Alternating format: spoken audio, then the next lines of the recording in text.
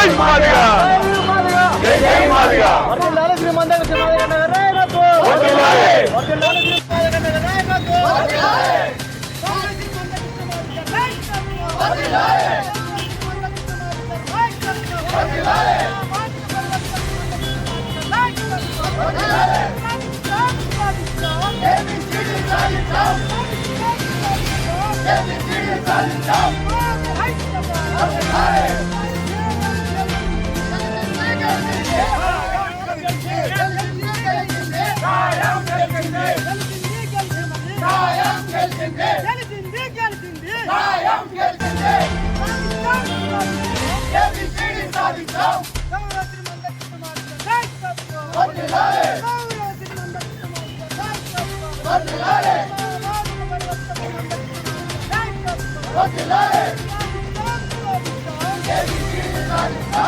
ఈరోజు మాకు చాలా ఆనందంగా ఉంది.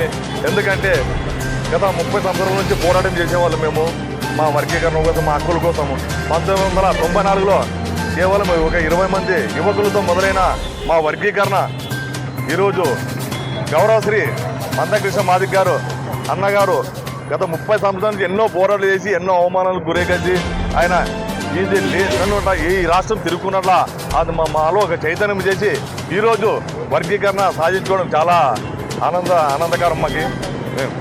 అదేవిధంగా అన్నకి ఆదని ఎంఆర్పిఎస్ తరఫు నుంచి మేము అన్నకి కంగ్రాచులేషన్ చెప్తున్నాము.